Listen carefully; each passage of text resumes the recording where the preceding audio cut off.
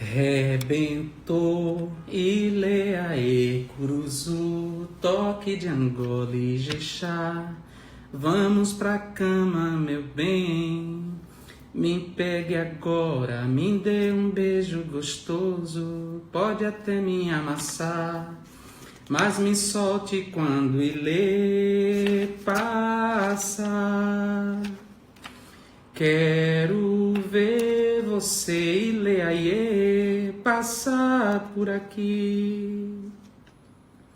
Quero ver você, Ileaê, passar por aqui. Não me pegue, não me toque, por favor, não me provoque. Eu só quero ver o Ilê passar. Quero ver você, Ileaê, passar por aqui.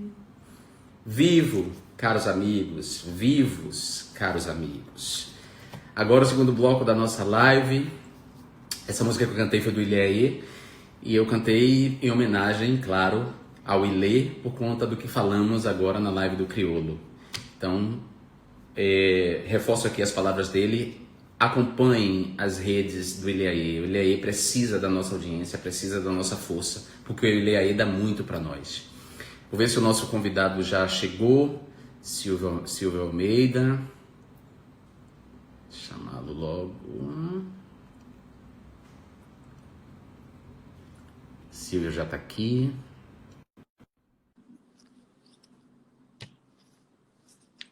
Vamos esperar o Silvio entrar. Eu já o convidei.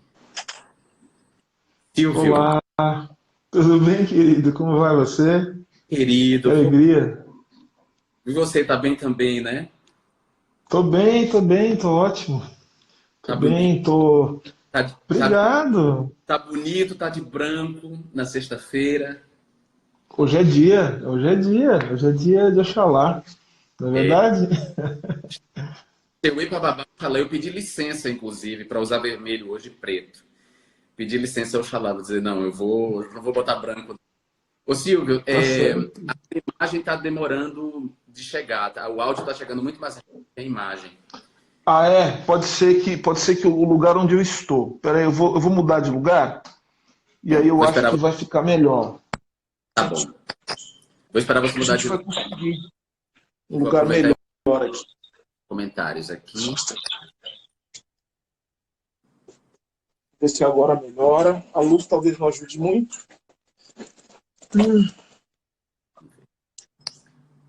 O curioso é que o áudio está vindo perfeito, assim. E a imagem? E agora, como é que tá? A imagem está demorando um pouco também. Agora, bom, o seu áudio continua muito mais presente do que a imagem. A imagem está demorando de chegar. É mesmo. Que eu tô mais próximo aqui agora Eu vou fazer do assim. Wi-Fi? Vamos fazer assim. Eu vou tirar e vou te chamar de novo, tá bom? Pode ser? Perfeito. Vamos nessa. Eu vou te tirar e vou te chamar de novo. Um momentinho. Desculpem, gente, mas problemas técnicos sempre acontecem, né? O Instagram nem sempre está preparado para essas questões e tem os problemas das nossas internets, que às vezes não estão funcionando. Eu vou chamar o professor Silvio de novo. Aqui.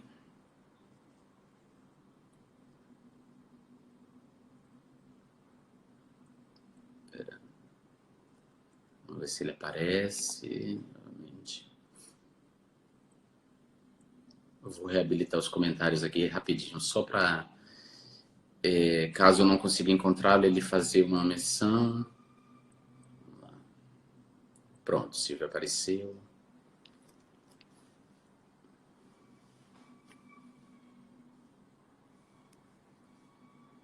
Oi, Pronto. Jean. Agora sim, meu Tá cara. melhor? Agora, agora imagem e voz. Ai, que bom. Mais bonita que seja a sua voz, e sua voz é linda, eu também gosto de ver a sua. Você tá Obrigado. bem, querido? Como tá você? Você tá bem? Eu tô, sim, na medida do possível, do que a gente pode estar bem, né? Eu tô bem de saúde, mas Ah, essa pergunta acaba sendo uma pergunta retórica, tanto para mim quanto para você, porque a gente sabe que muita coisa sim, tem no nosso país, né? Então sem a gente dúvida, sem dúvida. tá bem para ficar, para que as coisas fiquem bem. É Silvio, isso. obrigado por ter aceito o convite para essa conversa, viu? Eu sei que sua agenda está também assim pesada, mas eu acho importante te ouvir nesse momento. E eu queria começar a nossa conversa já te fazendo uma pergunta.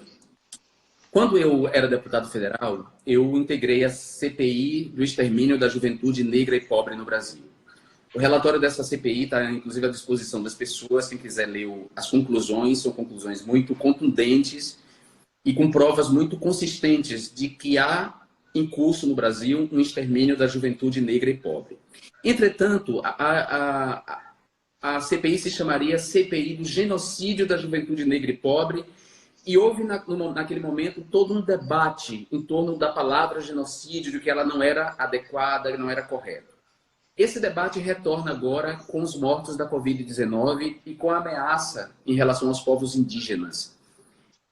As políticas de Bolsonaro em relação à Covid-19, aos povos indígenas, à população pobre e preta, podem ser classificadas como políticas genocidas ou é um exagero? Olha, eu vou responder de maneira muito direta a sua pergunta, mas eu também vou me permitir fazer uma série de considerações, porque eu considero que são situações que têm pontos que são convergentes, mas que são diferentes. E essas diferenças são fundamentais para a gente entender como nós devemos agir em ambos os casos. Vamos lá. Vamos começar pelo fim, né? Pelo que está nos dizimando agora de maneira imediata, que é o caso do governo Bolsonaro. Eu tenho defendido, tenho escrito isso, que as condutas praticadas pelo governo, pelos seus agentes, de alguma maneira se compatibilizam com as definições jurídicas de genocídio. Isso não está sendo dito só por mim, está sendo dito por outros juristas, por outros estudiosos, dentro e fora do Brasil, você sabe disso. Você está fora do Brasil, então você sabe que isso tem sido discutido. E veja, isso não é só apenas em relação ao governo brasileiro, isso está sendo discutido também em outros países, inclusive na Itália já está havendo uma discussão muito forte a respeito de como a conduta omissiva dos dirigentes levou à situação trágica que nós vimos, né, assim, de maneira muito assustadora na Itália. Então, assim, eu acho que há uma série de elementos que, do ponto de vista jurídico, devem levar no mínimo, a uma investigação séria, porque há elementos que dão, vamos dizer, fundamentam aquilo que a gente chama de justa causa para a instauração de uma investigação criminal em torno do que está acontecendo. Então vejo que hoje mesmo surgiu já, enfim, notícias de que o governo, né, no caso o Ministério da Saúde, já for avisado, né, de que estava em falta insumos para o tratamento das pessoas que estavam doentes e eles deliberadamente resolveram esconder essa informação.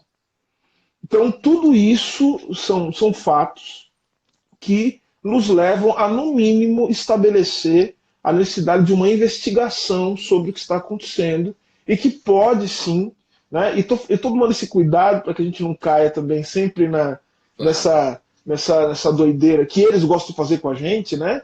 Mas eu gosto muito de dizer o seguinte: eu sempre estou colocando no nível hipotético porque nós temos sim elementos concretos que levam a uma investigação e que podem sim redundar numa acusação formal de genocídio dentro do Brasil, vamos lá, e fora do Brasil também, nos tribunais internacionais. Então, um ponto. Segundo ponto, vamos falar da questão em relação ao genocídio e extermínio da juventude negra. Por que existe um debate muito sério sobre a palavra genocídio e a palavra extermínio quando se trata de falar daquilo que eu e outras pessoas têm chamado de racismo estrutural no Brasil? E um dos efeitos do racismo no Brasil é justamente a morte. Aliás, a ponta final do racismo, do sexismo, enfim, de todas as formas de discriminação negativa é a morte, é a eliminação do outro, tá? Isso pode passar por uma série de etapas intermediárias, só que no final das contas a morte do outro, a morte daquilo que a vida significa e a morte da vida biológica é o resultado final. Ponto. Só que por que existe uma discussão legítima em torno disso? Por quê? Porque eu sou jurista, eu sou advogado, e eu sei o que os advogados costumam fazer, Jean. Então, quando você vira e fala assim, está havendo um genocídio da juventude negra, o que os advogados costumam falar? É o seguinte, bom, para que haja crime, tem que haver, portanto, o que a gente chama de elemento subjetivo do tipo. Tem que haver, portanto, uma conduta deliberada para que isso ocorra. Não havendo esse elemento subjetivo do tipo, que no caso específico do genocídio tem que ser o dolo, porque você precisa ter a vontade de produzir aquele resultado, né? A intenção e vontade de produzir o resultado. Não havendo, então a gente não pode fazer nada em relação a isso. Você percebe, então, o que acontece? Então se torna, muitas vezes, jogar a discussão para o campo. Utilizar o termo genocídio foi lido estrategicamente como uma forma de jogar essa discussão para o campo jurídico e não discutir isso no campo político, que é o que o relatório fez. Porque o relatório não está discutindo a questão no campo jurídico apenas, está discutindo no campo político. Porque não existem apenas medidas, como, por exemplo, no caso do direito, que terminam invariavelmente num pedido para que os tribunais forcem, né, o governo a tomar alguma providência, ou então que os tribunais, por meio de uma decisão judicial, façam com que alguém seja responsabilizado pelo que está acontecendo. Então, note que quando você coloca a coisa no campo do direito, a coisa se torna muito complicada, porque você precisa de elementos probatórios que muitas vezes nesses casos, porque veja só, o que é a prova? A prova não é apenas o elemento fático, que a gente sabe que os jovens estão morrendo. Está de prova de que jovens estão sendo assassinados nas periferias, que estão sendo mortos nas favelas. Está de prova de que um pai de família que foi alvejado pelo exército brasileiro. Não precisa de prova em relação. Assim, não é prova, isso não precisa. Isso não é um elemento que está além da compreensão humana que a gente precisa. Não, está acontecendo, isso é real. O problema é o que a gente chama de prova no campo do direito, não é o elemento fático. Prova é aquilo que o direito admite como prova para que seja possível a responsabilidade jurídica. Então, ou seja, quem cria o que é a prova é o próprio direito, não é a realidade. Sim. Você percebe? E quem avalia o que é prova ou não é o poder judiciário, é o juiz que vai admitir se aquela prova é cabível ou não, ainda que aquilo tenha acontecido no campo do mundo real. Sim. Então você percebe, então? Pode dizer. Eu quero dizer que todo debate jurídico acerca não só do significado do que pode ser definido juridicamente como genocídio ou extermínio e o que pode ser admitido como prova ou não desse genocídio ou extermínio, apesar dessa discussão, os corpos estão aí. Como fatos, os corpos, não só as vítimas da violência urbana e dessa violência perpetrada em nome da guerra às drogas, como as vítimas, por exemplo, de HIV/AIDS, por exemplo, né? Que se a gente pega o corte raça e classe dos mortos de AIDS ou doentes de AIDS, tem uma questão racial implicada. Ou seja, não elimina, né, a materialidade ali dos corpos presentes todos os dias. Você percebe, então, como é que... Porque assim, é uma coisa que eu tenho feito, mesmo em sendo advogado, eu tenho feito. Eu tenho, até na atuação profissional, né? Eu tento, assim, com os meus clientes, eu digo o seguinte, a gente precisa, seguindo o conselho de Foucault, por exemplo, se a gente quer entender o poder, temos que tentar captá-lo na sua instância menos jurídica possível. Porque a questão do extermínio... Por que eu estou usando a palavra extermínio? Eu sempre falo, eu sempre costumo dizer isso. Se o genocídio é uma palavra que é apropriada pelos juristas para restringir o alcance desse fenômeno, nós precisamos, portanto, dentro dessa estratégia linguística, usar a palavra que é uma palavra duríssima, que é extermínio. E o extermínio está acontecendo. Porque o extermínio ocorre independentemente dos juristas acharem que ele ocorre ou não. Está havendo extermínio. E o extermínio pode acontecer de diversas formas, inclusive normalizando o funcionamento das estruturas do Estado. Então, veja que a questão é a seguinte, é uma discussão que tem muito aí nos Estados Unidos, eu acabei de chegar daí, que é sobre o legado do governo do Barack Obama. O fato de uma pessoa, ainda que bem intencionada, se sentar na cadeira de presidente da República, ou de governador do Estado, ou de prefeito, não quer dizer que essa pessoa por si só vai mudar a dinâmica do funcionamento da instituição. E muito menos da estrutura no qual aquela instituição está inserida. Por isso que as pessoas discutem muito o legado do Barack Obama, né? E o livro da Michelle Alexander, né, que é a Nova Segregação, que eu participei, inclusive, da tradução, das notas técnicas, junto com o Pedro Davolio, ele vai discutir justamente esse legado. Ele é o seguinte, olha, no governo do Obama, o que nós tivemos, primeiro, foi uma impossibilidade de revisão das leis que promoveram o encarceramento em massa, que é uma peça fundamental do chamado genocídio. E nós não tivemos também, e isso é o mais grave, nós não tivemos uma interrupção do financiamento das instituições que promovem o encarceramento em massa, a guerra às drogas e o genocídio, que são coisas que estão todas ligadas. Você percebe? Então, assim, o nosso problema, e por isso que eu insisto muito nessa questão falo do racismo estrutural, é porque a gente, quando joga para o campo do direito, a gente acaba jogando no campo da vontade. E a política não é só o reino da vontade. E você sabe disso muito melhor do que eu, porque você esteve no centro da tomada de poder da institucionalidade política do Brasil. Então a gente sabe que a gente não faz as coisas só por vontade. A pessoa que está dentro da instituição, ela é levada, portanto, ela é assujeitada pelos processos que são ali, que lhe antecedem. Sim. Nota? Então, é por isso que eu fico insistindo muito. A discussão sobre o que está acontecendo nas periferias, nas favelas, o Covid é uma extensão também. A Covid-19, e vamos pegar a Covid-19 pelo campo da política, não pelo campo também da biologia. A questão não é o vírus, tão somente. A questão... Como um dispositivo, né? Pensar a Covid-19 não só como na sua realidade biológica, mas como um dispositivo complexo que envolve questões políticas, claro. Tem uma dimensão política, tem uma dimensão sanitária, de saúde coletiva, biológica no corpo, né? Então, aí que tá, é uma discussão importante também, né? Quando a gente fala, a gente tem que entender a ideia de saúde como uma ideia política. Sim. Né? O que eu estou falando não é nenhuma novidade. Se a gente for ler os textos, por exemplo, do Canguilhem, né? Que foi o mestre do Foucault e tantos outros que estão falando do significado de saúde, né? Do normal e do patológico, do que significa isso, a gente tem que entender uma coisa, né? Que muito do que a gente está chamando a pandemia da Covid-19, pandemia é isso, a pandemia não é o vírus, não é a doença. A pandemia é uma decretação política que vai definir qual a organização das instituições, dos estados, para o enfrentamento da doença, mas não só da doença, dos efeitos que a doença provoca no funcionamento das instituições. E não vamos esquecer, portanto, que a decretação da pandemia ela está diretamente ligada à maneira com que a economia, com que o mundo se organiza, é o capitalismo, senhoras e senhores. Né? Vamos falar isso aí. Então, notem que a decretação da pandemia ela está diretamente relacionada aos interesses da reprodução do capital.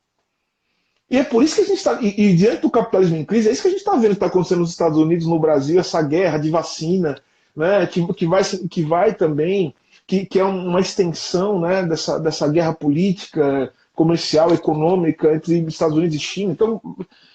Então veja, a questão da Covid-19, ela escancara todas as mazelas estruturais que a gente está vivendo no mundo. E que eu estou falando aqui de raça, estou falando aqui de sexo, estou falando de gênero, né? Fundamentalmente, estou falando de orientação sexual. Tudo a Covid ela vai escancarando essas mazelas de uma maneira muito violenta e muito agressiva. Veja quem são as pessoas que estão morrendo da Covid-19. Escancarando e aprofundando. Porque não só escancarando, mas aprofunda essas mazelas. Como você disse, veja quem está morrendo, né? Quer dizer, eu li recentemente uma pesquisa, não lembro agora se na Nature, que foi feito tanto nos Estados Unidos quanto no Brasil, dos mortos, um corte de raça e classe, e é evidente que as vítimas, os mortos, estão entre os pobres, e nesse contingente de pobres, os negros são as vítimas preferenciais, mesmo onde proporcionalmente os negros não são maioria. Então, Jean, olha só, isso vai gerar tanto assunto, vai gerar. E quando eu falo que vai gerar é porque eu falo nós dois, por exemplo, eu, você, nós vamos ter uma tarefa política, que a gente vai ter que escrever muito, cara. A gente vai ter que estudar muito, a gente vai ter que dar muita aula, a gente vai ter que aprender muito com as pessoas, porque isso vai gerar uma grande reflexão sobre o que serão os caminhos da humanidade a partir daqui, né? Então, uma coisa que eu tenho, uma coisa que tem me levado muito a refletir, né? Você falou que a crise ela não só escancara, mas ela aprofunda. Aprofunda mesmo, porque a gente não tem nenhuma garantia de que o mundo vai ser um lugar melhor e que as pessoas serão mais conscientes depois da pandemia. Aliás, já que aprofunda as mazelas, a gente pode até apostar que se nada for feito, se nada acontecer no campo do aleatório, as pessoas vão sair da piores. Porque a desigualdade vai se aprofundar e quando não se tem alternativas políticas para lidar com todos os conflitos que a desigualdade social ela vai gerar, não tenha dúvida de que a violência vai ser a gramática dos conflitos. Então, assim, as pessoas estavam perguntando muito para mim sobre o porquê dos movimentos contestatórios, do Black Lives Matter, que as pessoas estavam falando da violência, não sei o quê. Eu falei, gente, a violência é um fenômeno que se impõe como linguagem da política, ou de forma estratégica, ou então quando não há alternativa. Porque as instituições, elas, tal como se apresentam hoje, elas não estão oferecendo nenhuma alternativa, né, para que nós possamos estabelecer formas de consenso ou formas de composição política que não tenham a violência como uma questão central. Então, veja, Jean, e as pessoas acham que é só no Brasil que está acontecendo. Veja o que os empresários têm dito no Brasil e nos Estados Unidos sobre essa coisa da abertura da economia. Quem olha para isso fala assim, gente, nós estamos vivendo uma época de insanidade. Não, senhor, isso é o capitalismo. Não é isso. Ou seja, não é só uma questão de insanidade. É aquilo que o Moshe Postone fala, né? A economia contemporânea, o capital, ele é um sujeito não reflexivo. Então ele vai se reproduzir independentemente de qualquer forma de racionalidade. Ele fala assim, não, gente, vamos parar, estamos destruindo a natureza. Ele não age dessa maneira, não há tanto que eu até brinco, mas falo sério, né? O keynesianismo é uma forma de oferecer uma espécie de terapia para o capital. Sabe, gente, vamos com calma, não é assim, bom, pense nas consequências. Tipo assim, o keynesianismo é mais ou menos isso. Mas o Beloso até fala, né? O Beloso fala assim, olha, o Keynes, ele sabia o capitalismo é uma coisa muito horrível, mas o Keynes era um esteta, era um homem muito sofisticado das artes, né? Tal, enfim. E aí o Beloso fala, então ele achou que talvez fosse possível fazer uma espécie de operação plástica nessa coisa tão feia, né? E quem é o cirurgião? É isso, óleo de peroba. Do capitalismo, né? É isso. E aí o Beloso fala assim, e quem é que passa o óleo de peroba para fazer cirurgia? É o Estado, ele acha que pode. Então, assim. Mas, enfim, podemos debater as possibilidades disso, as impossibilidades disso, mas a questão e voltando para a questão, o que a gente está vivendo hoje, extermínio, genocídio, os efeitos da pandemia, ou a pandemia, né? Algumas pessoas, eu li um artigo, né, na New Yorker que dizia assim, a pandemia, o racismo gerou algumas das piores coisas que nós estamos vendo na pandemia. Ou seja, o racismo gerou parte dos efeitos da pandemia. Minha formulação é ao contrário. A pandemia ela vai gerar novas formas de discriminação e de racismo. Não tenha dúvida disso. É isso que vai acontecer. É isso. Bom, já está acontecendo de certa forma, né? Se a gente pensar na maneira como Donald Trump e na maneira como a extrema-direita que está organizada nas redes sociais acusa a China de ter propagado o vírus, né? Todas as orientais, a partir dessa experiência, a gente já está vendo que a pandemia está engendrando novas formas de racismo, não só contra os frutos da diáspora africana, mas agora também contra os orientais. No caso da Europa, contra os imigrantes de origem árabe. Enfim, lamentavelmente. Ô Silvio, esse debate também em torno da palavra, ele aconteceu muito durante o golpe de 2017. Eu lembro, o Sidney Chalub falou para mim de uma conversa que ele teve com a Sueli Carneiro, que a Sueli Carneiro disse o seguinte: o golpe foi contra os negros, porque o Lula não é branco. O raciocínio dela era assim: o golpe foi contra os negros, no fundo, porque o Lula não é branco, não é preto, mas não é branco, e o Lula implementou uma série de políticas que incluíram os negros em espaços onde eles estavam historicamente excluídos. Então, no fundo, o golpe foi um golpe racista nesse sentido. Você concorda com o argumento dela e você pensa que ainda há espaço para discutir se foi golpe ou não? Olha, eu não sei nem se é uma discussão discutir se foi golpe ou não, porque a gente pode discutir, porque tem gente discutindo cloroquina, terra plana. Para mim, assim, para mim isso é uma não discussão, é um não debate. É porque a Foi um Vera, golpe. por exemplo, que te entrevistou recentemente no Roda Viva, é uma das negacionistas. Ela tem uma postura absolutamente negacionista em relação ao golpe. O Pedro Doria, que é um cara que eu respeito muito mais do que eu respeito, Também. é um jornalista que eu respeito, ele também tem uma insistência numa negação de que foi golpe. Então eu vejo que ainda há figuras aí ligadas a negando que houve um golpe em 2017. Então, sabe o que acontece? Assim, inclusive, não só a Vera me entrevistou, mas o Pedro também me entrevistou. Inclusive, foi uma entrevista excelente, uma das melhores entrevistas que eu dei, né? Foi a entrevista que deu o Pedro Doria. Mas, assim, é que o que aconteceu em 2016 e 2017, e nós sabemos disso, tem, tem contornos que só a psicologia, melhor dizendo, a psicanálise vai poder explicar também. Porque envolve também ressentimento, culpa. É duro, né? Como é que você vai virar para alguém, né?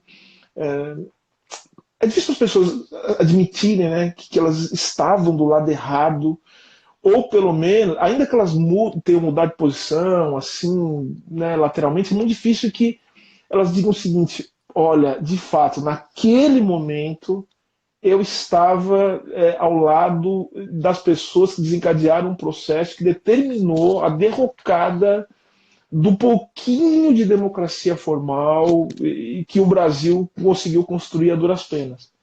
Então eu acho que assim, tem uma série de questões aí que envolvem também, né, essa dificuldade de admitir que a gente tomou posturas, que a gente tem posturas bastante equivocadas. Agora, eu tô ao lado daqueles, e há uma série de malabarismo, contorcionismo jurídico para dizer que não foi, mas para mim foi um golpe. Há, inclusive, uma literatura, né, bastante moderna, né, ou seja, bastante que é a literatura mais abalizada para falar disso, que vai falar sobre o que define um golpe de Estado. Um golpe de Estado não se define apenas da forma clássica, não se define apenas com tanque na rua, com armas, mas se define como um processo de corrosão da democracia que é provocada por certos grupos que muitas vezes estão ligados, muitas vezes não, que estão ligados de alguma maneira ao poder. Então, o golpe é isso. Então, ou seja, não é a arma, mas e tem violência, tá? Não vamos dizer que não há violência, porque há muita violência. E tem uma participação das instituições, dos meios de comunicação, tem que ter o papel fundamental dos juristas, e esse é o argumento que as pessoas geralmente não entendem, e que eu sempre tenho dito: Jean, não tem como dar golpe de Estado sem jurista. Jurista tem que participar. Não tem ditadura que se sustente se não tiver juristas de plantão para conseguir transformar toda a violência na linguagem do direito. Tem que ser traduzida na linguagem do direito, a violência institucional. Justificar o direito, né? Tem que ser justificado. Mas você percebe que eu não uso nem a palavra justificada, porque eu uso a palavra legalizada, porque eles não estão nem preocupados com a justificativa ou uma suposta legitimação. Porque eu estou dizendo que precisa de jurista não apenas para produzir a ideologia que torna aquela violência como uma violência legítima, mas eu estou dizendo que precisa de juiz também para operar as máquinas, a tecnicalidade também daquilo que vai, que o golpe de Estado vai desencadear. Então você precisa ter uma espécie de tecnicalização do golpe de Estado. Você precisa produzir todas as máquinas que vão tornar, vamos dizer assim, serial a violência contra os inimigos políticos. Então, veja, para fazer, por exemplo, que está sendo discutido hoje, uma lei de segurança nacional, precisa de gente que tenha, né, um certo verniz, um mínimo verniz intelectual para fazer isso. Então como é que eles operam ideologicamente isso? Se o Supremo Tribunal Federal aceitou, se as instâncias do judiciário disseram que o sujeito ele realmente cometeu o crime, então é porque ele cometeu mesmo. Gente, isso é uma apropriação muito interessante daquilo que o direito faz, né? Porque assim, o que o direito faz no fim das contas? O que é uma decisão jurídica? É você interromper uma discussão em nome da decisão. Você percebe, então, o que acontece? Não se pode, numa sociedade, isso está nos marcos da modernidade, você não pode, numa sociedade que se pauta pela troca mercantil, por uma dinâmica, né, de um processo que precisa ser continuado. Você não pode ter uma discussão infinita sobre conflitos, porque senão você paralisa o funcionamento da sociedade. Então, por isso que tem as instâncias do judiciário. Quando chega numa certa instância, você tem a possibilidade de revisão, né? Mas aí tem que uma hora que tem que parar. Por quê? Porque isso é o que se chama de segurança jurídica. Segurança jurídica é isso, é permitir a continuidade dos processos de reprodução social que não podem ser infinitos. Então o direito opera nesse campo. Então para isso você precisa não só da técnica, mas você precisa da ideologia jurídica, que é isso que muitas vezes as pessoas não entendem. E eu até, vamos dizer assim, eu até dou um descontinho, porque a ideologia jurídica é muito violenta, gente. É muito violenta. Nós mesmos, vez ou outra, nós somos também. A gente, para não cair na ideologia jurídica, que é a ideologia dominante, a gente precisa exercer uma coisa que é muito dura, que é o pensamento crítico. E não é toda hora que a gente está atento, sabe? Não é? Você tem que estar atento, assim, você está o tempo todo assim. Se a gente relaxar, a ideologia, ela pega a gente. Então, qual é a questão? Ficar atento criticamente é pensar o seguinte.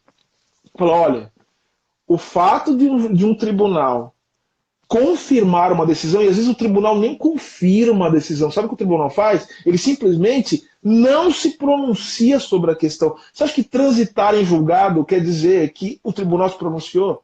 Porque às vezes o tribunal não julga o mérito da questão. Esse me diz o seguinte, eu não vou julgar esse caso porque teve uma falha técnica aqui, não se atendeu a um princípio da súmula tal, no tribunal tal, então eu não posso apreciar. Tá vendo? Era culpado mesmo, foi golpe. O Supremo Tribunal Federal, na verdade, nem avaliou isso. Sim, sobretudo quando os mediadores dessa linguagem, os tradutores dessa linguagem para a grande massa, que são os meios de comunicação, cumprem esse papel de pegar essa não decisão e transformá-la numa decisão, transformá-la numa acusação peremptória e numa acusação peremptória sem chance, inclusive, de revisão. E mais ou menos foi o que os meios de comunicação de massa no Brasil fizeram em relação a Lula e as decisões do processo, as decisões judiciais do processo. Mas eu quero chamar a atenção para uma coisa, Jean, porque para a gente juntar todos os assuntos, a gente está falando de genocídio e tal. Tem uma coisa que é bem interessante, e aí também eu estou falando das limitações que a própria esquerda teve quando esteve no poder, que foi exatamente não prestar atenção nesses processos que começavam na beirada e que depois foram colocados no centro. O que foi feito com os grandes atores da política, que o judiciário fez, que o direito fez, que o meio de comunicação fez, foi sendo já testado e aprovado na população negra, nos pobres. Você percebe, então? Totalmente. Então, ou seja, eles foram testando. Testando. Dá pra gente. Então dá pra gente já mandar o sujeito pra cadeia antes do trânsito em julgado. Vamos fazer isso. Então eles foram construindo toda uma. O que a gente poderia chamar. Eles foram construindo toda uma tecnologia jurisprudencial que depois tornou muito mais fácil, porque veja, você constrói a tecnologia jurisprudencial, né? Como é que você constrói isso? Você constrói por meio, primeiro, da legalidade, você usa os juristas, portanto, que vão traduzir isso para uma linguagem que vai ser incorporada pelos seus pares. Aí os sujeitos escrevem livros sobre isso, a doutrina, e eles dão o discurso de autoridade que vai sustentar aquela decisão para o juiz se sentir confortável. Eles falam, poxa, se tem um doutrinador famoso falando, se tem um juiz, os outros juízes que falaram, então a minha decisão, ela não é uma decisão estranha ao sistema. Então, vejo que eles vão acomodando no sistema. E depois, qual que é o outro passo? Fundamental, porque além da forma jurídica, você tem a ideologia jurídica, que tem que ser produzida também pelos debates que ocorrem fora do âmbito do direito pelos meios de comunicação. Então você tem que ter o quê? Juiz falando na televisão toda hora, gente que não sabe nada de direito, dando opinião de direito. E às vezes não saber nada de direito não é um problema, às vezes é até uma vantagem não saber nada de direito, né? Então, é terrível, gente que sabe muito também. Então, é bom. Então, você vai construindo aquilo, porque na hora que o juiz da decisão, o sujeito já do meio da comunicação de massa já falou, aí já apareceu no Jornal Nacional, aí não sei o quê. Então, você cria um ambiente de normalização da violência institucional. Então, veja que isso é construído, sabe como, Jean? Aqueles programas de final de tarde, de violência na televisão. Totalmente. Que nos Estados Unidos tem. Isso nos Estados Unidos tem muito isso aí, tá? Essas coisas são importadas. Essas desgraças são importadas. Isso é importante que se diga. Sabe, você vai construindo a figura do criminoso, né, num campo do imaginário, até que depois o criminoso se encarna na figura de alguém que vai sentar na frente de um juiz. E já tem toda uma tecnologia de opressão que já está preparada já para moer aquele corpo. Você nota? Então, em resumo, já não existe esse estado de coisa que estamos discutindo, genocídio da juventude negra, sim, violência contra a mulher, de maneira sistemática. Não existe possibilidade de isso ser construído se não houver uma conivência e uma participação ativa do sistema de justiça. Sim. Você nota? Tu sabes que na minha graduação, a minha monografia de conclusão de curso foi sobre como os jornais baianos, com essa figura do criminoso através das páginas de polícia, né, dos jornais. Aquelas páginas dedicadas à violência urbana, mas só a violência urbana praticada pelos pretos pobres e que tinha como sempre as fontes a polícia, a segurança. E depois do mestrado eu estudei, o título é Relatos Infames, eu estudei as narrativas do Carandiru, de sobreviventes do Carandiru, em contraponto à narrativa oficial sobre a Chacina. Então, essa construção do inimigo público sempre foi uma coisa que me interessou e, curiosamente, depois eu fui transformado em inimigo público por uma onda de mentiras e fake news, que também são capazes de fazer isso. Eu aproveito isso para te perguntar, Silvio, hoje foi o Supremo Tribunal Federal decidiu, quer dizer, o Twitter, por decisão do Supremo Tribunal Federal, eliminou páginas que divulgavam fake news na plataforma. E muita gente, inclusive tem algumas pessoas de esquerda reclamando disso e dizendo que isso é censura prévia ou está ferindo a liberdade de expressão. Me parece que não há muito o que discutir quando páginas estão dedicadas a mentir, a mistificar. Elas não podem permanecer. Você concorda comigo? Concordo. Não, sabe quem falou sobre isso muito bem? Então, sabe quem falou sobre isso muito bem? O Felipe Neto fez um filme muito interessante falando disso, porque ele foi mostrando tudo que esses caras estão fazendo. E ele vem com um argumento que é um argumento forte, do ponto de vista jurídico. Ele vai dizer o seguinte, olha, o que esses caras faziam, mais do que, enfim, ferir, né, a lei, né, de uma maneira geral, e é o que eles faziam, praticar crime, usar essas plataformas para praticar crimes, né? Eles estão infringindo as próprias normas da plataforma, da rede social. Esse é o ponto. Então, a leitura que eu faço? Primeiro, existe aí uma omissão por parte das redes sociais que permite, contra as próprias regras que eles colocam para que as pessoas ali permaneçam, né? Em relação a essas páginas de propagação de mentira, do que se chama de assassinato, de reputações, enfim. Então, veja que eu acho que essas plataformas elas têm problemas muito sérios. E mais, quando essas plataformas elas permitem que pessoas pratiquem tem esse tipo de conduta contra as próprias regras, essas plataformas e essas pessoas estão também me lesando, porque eu sou usuário da plataforma, então eu não tenho a segurança de que eles estão cumprindo as regras que fecharam comigo para que eu esteja lá. Porque lá tem dado pessoal meu, tem conversas privadas. O que me garante que essas pessoas também não estão infringindo as regras, né? Já que elas são permissivas com o cometimento de, em tese, aquilo que poderiam ser crimes, mas ainda que não fossem crimes, são mentiras. Tá ali. Eles podem fazer esse tipo de avaliação. Então, assim, eu não vejo como. Eu não acho que é censura prévia, não vejo isso como censura. Aliás, eu acho que tá. A única coisa aí eu faço a consideração, porque a gente tem que fazer essa consideração, porque a nossa tarefa, a gente tem que tornar as coisas complexas. Eu sempre tenho problemas quando. E eu sempre olho para os atores, eu gosto de olhar quem está decidindo, no contexto em que a decisão é tomada, o tribunal que tomou essa decisão, e contra quem a decisão foi tomada e o momento em que foi tomada. Porque, veja, esses caras não estão fazendo isso agora, não começou hoje. Você e outras pessoas tiveram que, inclusive, tomar providências e sair do país por conta disso. E eu tenho certeza que talvez as coisas não tivessem se acelerado se essas pessoas não tivessem tido a oportunidade que tiveram e que têm ainda de praticar isso contra outras pessoas. Né? Talvez esse ódio todo que lesou, né, a tua vida não teria tomado essa forma monstruosa se não fossem alimentados por pessoas que comandam esses grupos, que para mim poderiam ser classificados como organizações criminosas tranquilamente, que fazem esse tipo de coisa. Agora veja só, eu sempre olho a circunstância.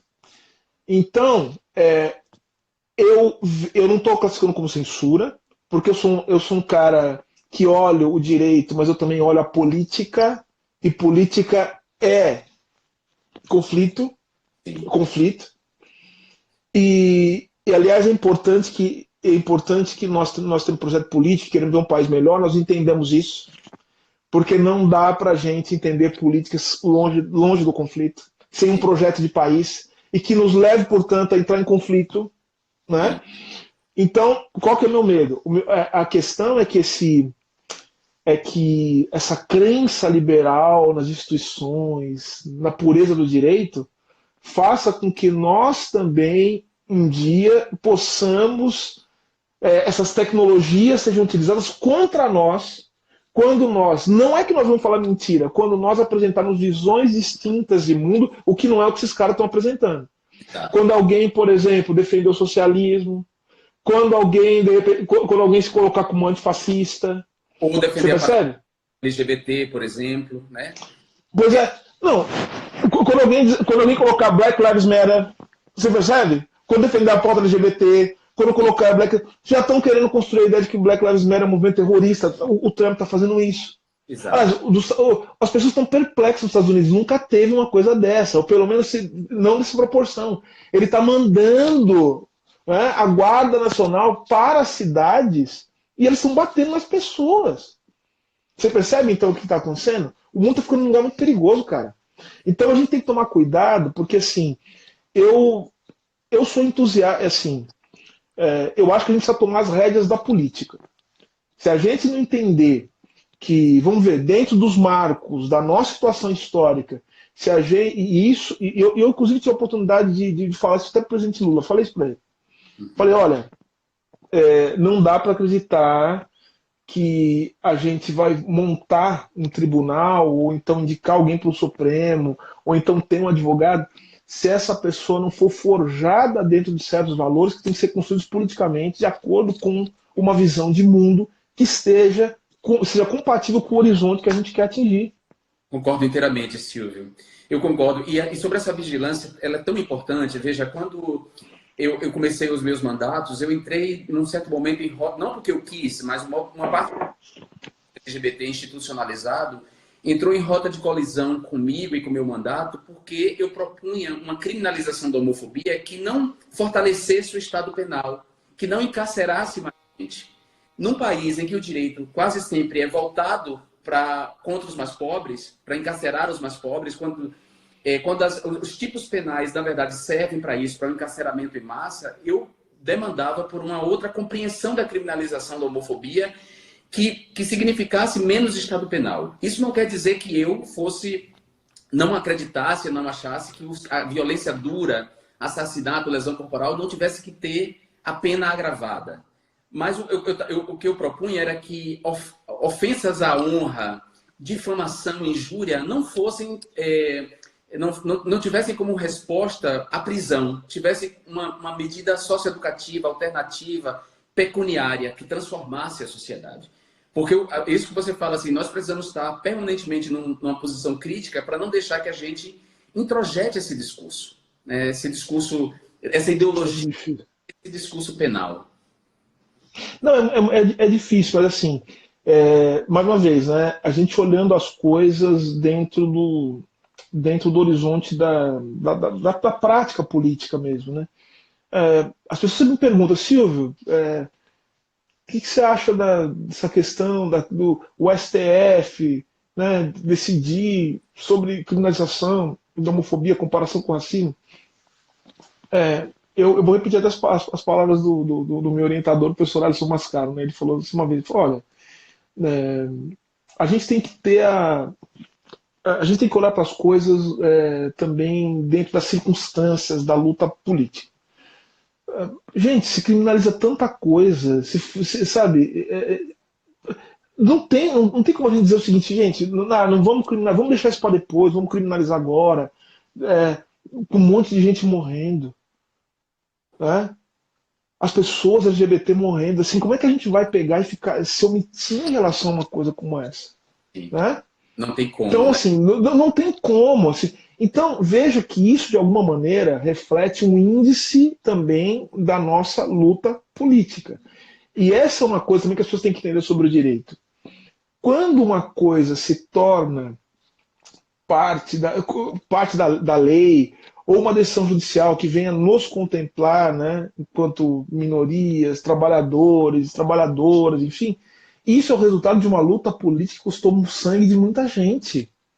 Você acha que o Supremo Tribunal ia decidir por unanimidade sobre a questão das cotas, que o STF ia decidir pela criminalização da homofobia, sem que houvesse todo um trabalho prático de luta e um trabalho teórico das pessoas que levaram esse caso até lá? Para chegar até lá foi duríssimo.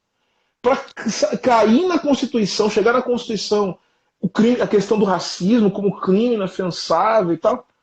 Esse foi um trabalho histórico do movimento negro. Né? Participação de MNU, de intelectuais, assim, de gente que perdeu a vida. Então, mas olha só as armadilhas. O que o direito faz? O direito também ele absorve, o sistema metaboliza também a nossa luta. Você percebe? Então, ou seja, vamos criminalizar o casamento LGBT, não sei o que. Você percebe? Englobou a luta. Então as pessoas acham que o teto da reivindicação política é o teto jurídico. E não pode ser o teto jurídico, você percebe? Não pode ser. Não pode ser. Porque o mesmo direito o mesmo direito que nos afaga é o direito que nos apedreja. Esse é um ponto fundamental para a gente poder entender como é que a gente luta, a gente define as nossas táticas, as estratégias no campo da luta política. Agora, uma coisa é certa, é fundamental que no campo da luta das minorias, essa luta seja travada no campo da política. Né? É do poder. A gente está falando de poder. Poder é matéria contra matéria, gente. Poder não é lei contra matéria. Sim. Sim, porque é só no campo político que a gente pode, de fato, produzir transformações culturais e transformações imaginárias, transformações no imaginário. Né? Transformações no isso. A política pode fazer isso. É isso. Então, eu só quero ressaltar o seguinte: você falou num ponto muito importante. que é também uma guerra, uma luta que nós estamos perdendo. Nós estamos perdendo a luta pelo imaginário. A gente não tá, a gente precisa discutir imediatamente estratégias de comunicação no campo político. Concordo. Isso é uma discussão que tem muita gente fazendo. Ou seja, usar uma imagem também, né? A imagem é a seguinte, Jean, eu já vi você falar, já vi seus discursos. Você fala lindamente. As coisas que você fala são lindas. A gente fala, nós falamos de esperança, nós falamos de amor para as pessoas.